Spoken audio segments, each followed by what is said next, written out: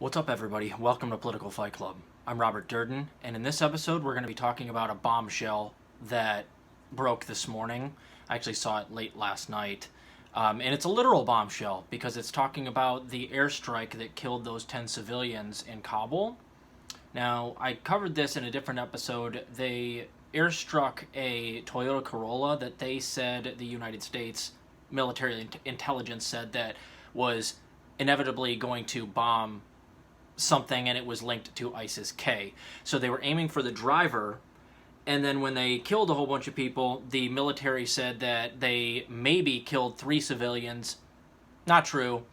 Eyewitness reports say that they killed 10 civilians, 7 children, and I think most of them under the age of 5. So evidence has come out, and the New York Times, thanks to who I saw this from was Evan Hill on Twitter, and he wrote this article along with a couple other people. Apparently, there were no bombs in that Toyota Corolla, and the military intelligence had no reason to bomb it.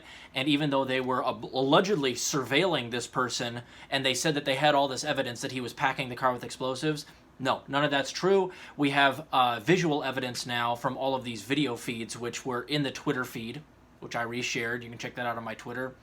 And that's not even close to the case. They had water in the car. That's it. And this person that they killed, Mr. Ahmadi, was not going to commit any type of act of terrorism whatsoever. If anything, he's a humanitarian, and they killed him and a whole bunch of children along with it. This is the act of terrorism. Tell me again who the terrorists are. Tell me again the Taliban are bigger terrorists than the United States government.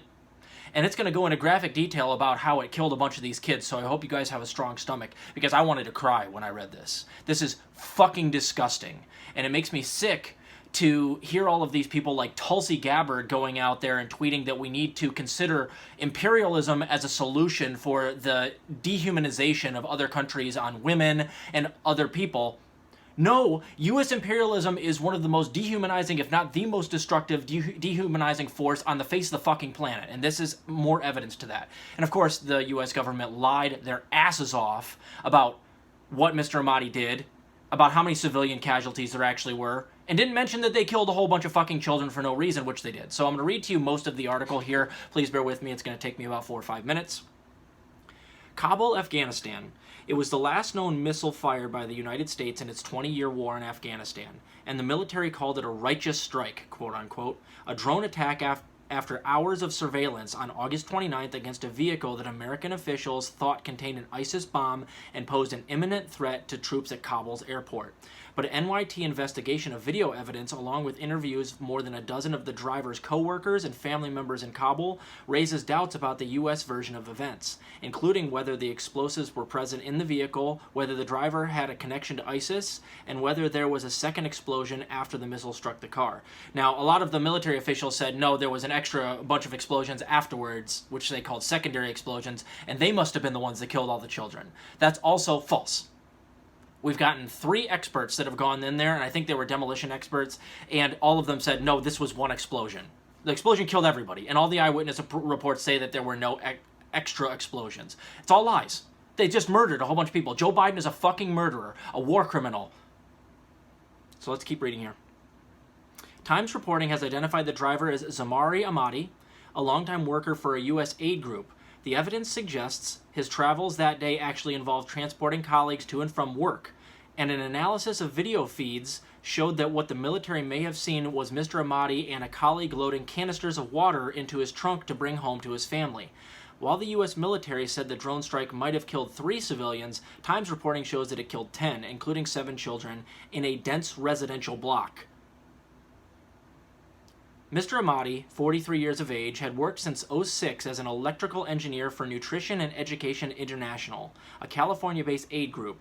The morning of the strike, Mr. Ahmadi's boss called from the office at around 8:45 a.m. and asked him to pick up his laptop. Quote, I asked him if he was still at home. He said yes. The country director said in an interview at NEI's office in Kabul. Like the rest of Mr. Ahmadi's colleagues, he spoke on condition of anonymity because of his association with an American company in Afghanistan.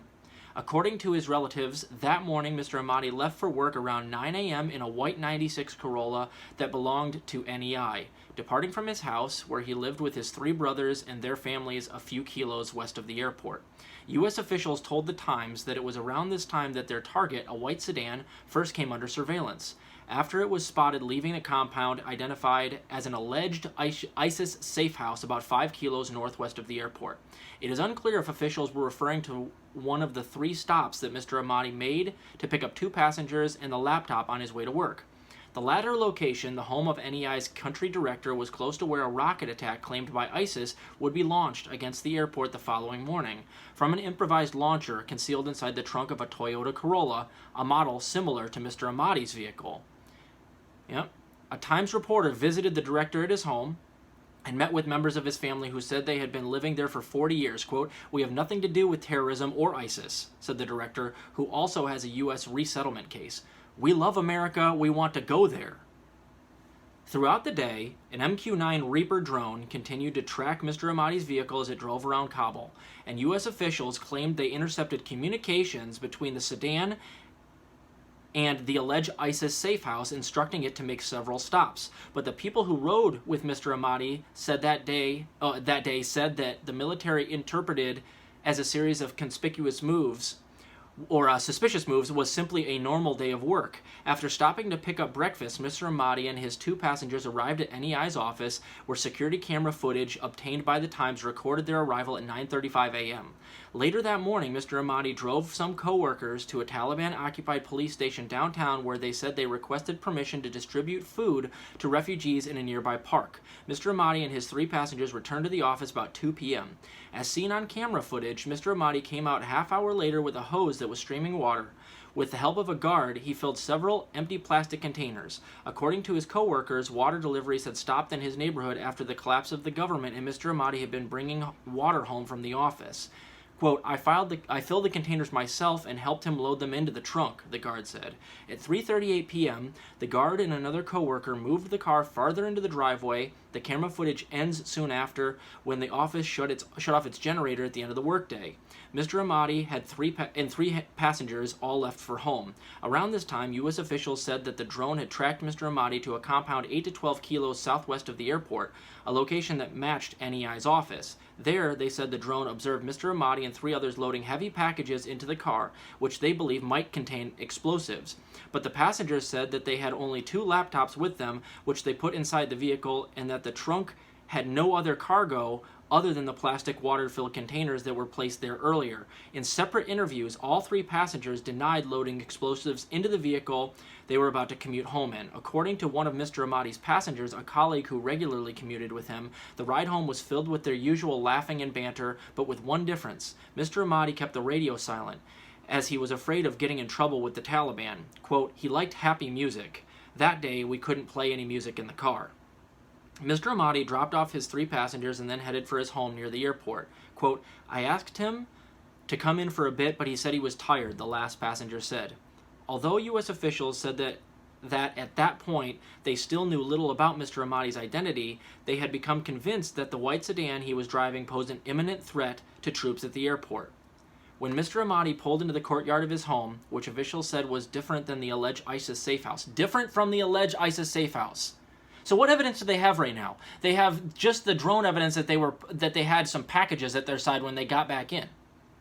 There's no other evidence other than that. So imminent strike my ass. Imminent terrorist strike my ass. Anyway, the tactical commander made the decision to strike his vehicle, launching a Hellfire missile at around 4:50 p.m. Although the target was now inside a densely populated residential area, the drone operator quickly scanned and saw only a single adult male greeting the vehicle, and therefore assessed with reasonable certainty, quote-unquote, that no women and children or non-combatants would be killed. The U.S. official said, it's a fucking residential area, you fucking murderous numbskulls. Gets worse.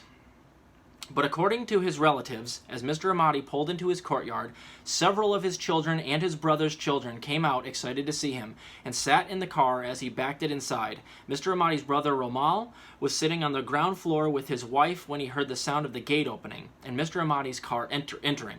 His adult cousin Nasser had gone to fetch water for his ablutions and greeted him. The car's engine was still running when there was a sudden blast, and the room was sprayed with shattered glass from the window, Romal recalled. He staggered to his feet. "Where are the children?" he asked his wife. "They're outside," she replied. Romal ran out into the courtyard. He saw his nephew, Faisal, 16, had fallen from the exterior staircase, his torso and head grievously wounded by shrapnel. Quote-unquote, he was not breathing. Amid the smoke and fire, he saw another dead nephew before neighbors arrived and pulled him away, he said. Since this strike, the U.S. military officials justified their actions by citing an even larger blast that took place afterward. Quote, because there were secondary explosions, there is a reasonable conclusion to be made that there was explosives in the vehicle, said the chairman of the Joint Chiefs of Staff, General Mark A. Milley, last week. But an examination of the scene of the strike conducted by the Times Visual Investigations team and a Times reporter the morning afterward, and they had more experts than even that in a different article I read, and followed up with a second visit 4 days later, found no evidence of a second, more powerful explosion. Experts who examined photos and videos pointed out that although there was clear evidence of a missile strike and subsequent vehicle fire, there were no collapsed or blown out walls, no destroyed vegetation, and only one dent in the entrance gate, indicating a single shockwave. Quote, it seriously questions the credibility of the intelligence or technology utilized to determine this was a legitimate target, said Chris Cobb-Smith, a British Army veteran and security consultant. While the U.S. military has so far acknowledged only 3 civilian casualties, Mr. Ahmadi's relatives said that 10 members of their family, including 7 children, were killed in the strike. Mr. Ahmadi and his 3 children, Zamir, Faisal, and Farzad, who are 20, 16, and 10, Mr. Ahmadi's cousin Nasser, 30, 3 of Romal's children, Arwen, 7, Benjamin, 6, and Hayat, 2. And 2 3-year-old girls, Malika and Sumaya. Neighbors and an Afghan health official confirmed that the bodies of the children were removed from the site. They said the blast had shredded most of the victims. Fragments of human remains were seen inside and around the compound the next day by a reporter, including blood and flesh splattered on interior walls and ceilings. Mr. Ahmadi's relatives provided photographs of several badly burned bodies belonging to the children. Tell me again, Tulsi, Marianne Williamson, Andrew Yang, that we need to keep being imperialist. Tell me again that we're not the fucking terrorists. It looks as though we may have just killed a whole bunch of not only civilians, but we didn't even kill a terrorist, you incompetent sacks of shit. Mark A. Milley, rotten fucking hell. Joe Biden, you're a murderer. You're a war criminal. And I will do a dance the day that you die. So this is not at all surprising. Of course, you guys know I'm worried very much that more of this stuff is going to happen because Joe Biden, even though he pulled out public ground troops in Afghanistan, is certainly going to keep CIA counterterrorism ops there. And the drone strikes are not going to stop. If anything, they're going to grow. They were astronomical under Obama, astronomical under Trump, and they're going to be astronomical under Biden. He just got given $25 billion extra dollars for the military. You don't pull out of Afghanistan entirely and leave them alone if you're not considering dropping these extremely expensive bombs on children. And we know that it's mostly civilians that are killed by this shit because Daniel Hale, the whistleblower, showed us that 90% of the people we kill in these bombings are civilians. Women and children, non-combatants. In this one, it seems like 100%. Even if Mr. Ahmadi was in fact the terrorism they talked about, a terrorist they talked about, that they alleged, even though it looks like they have zero evidence that he was even linked to ISIS, it still would have been 9 out of 10 people that were killed were innocent. Children blown to pieces by Joe Biden and this fucker Milley. So this drives me crazy. Please read the article. I mean, you'd think that we had to have some sort of fucking evidence before we started bombing residential areas. Oh, he had a package at his side. They had a couple of bags that they put in the car that the drone saw. What evidence do you have? And they're lying through their fucking teeth. They're lying about the amount of civilian casualties. They're lying about knowing that he was linked to ISIS. They were lying about him being in or near an ISIS safe house. It wasn't even the right fucking address. Doesn't make any sense. You guys had no evidence that that had anything to do with a possible terrorist attack, other than they were like, oh, maybe a white Corolla might have a bazooka in the back trunk or something. Like, what evidence did you have? Little kids' bodies getting pulled out of rubble. I wonder why I get so fucking angry with these people. And why I'm so sick and tired of people acting like Joe Biden is so much better than Donald Trump. No. They're all rich white oligarchs in a big club that you're not part of, and they don't give a fuck if you die, and they don't give a fuck about these brown people that they kill in other countries for no reason. No reason. Blood is on their hands, and I hesitate to say that people who voted for Biden, who are warned about this shit, blood is on your hands too. Vote correct next time. We told you guys, all the Berners were like, he's just going to do exactly the same thing as Trump on foreign policy. But you're like, well, no, fascism's coming. Fascism has to be stopped. Trump's a fascist. Yeah, Biden's also a fascist. He's ultra-imperialist, same as Trump, and you guys wanted to vote blue no matter who to avoid things like this, but we told you this is exactly the same thing that Trump would do. Now Biden's doing it, so blood is on your hands too. Sorry. Vote correct next time. Anyway, I got 2 more episodes for you guys. I'm going to read part 2 of Man's Search for Meaning, as if I didn't need more stuff to read to you today that almost makes me cry while reading it. I read it the other day, and I was like, having a hard time holding back tears. It's great. It's brilliant, beautiful, and horrifying at the same time. So I'll read that to you guys tonight.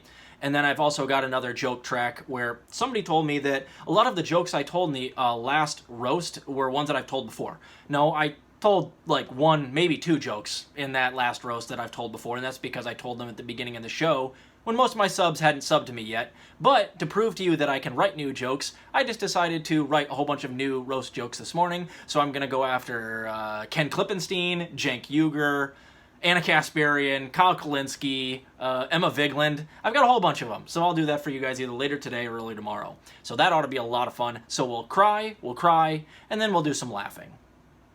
Keep fighting the good fight out there, guys. I'll see you later.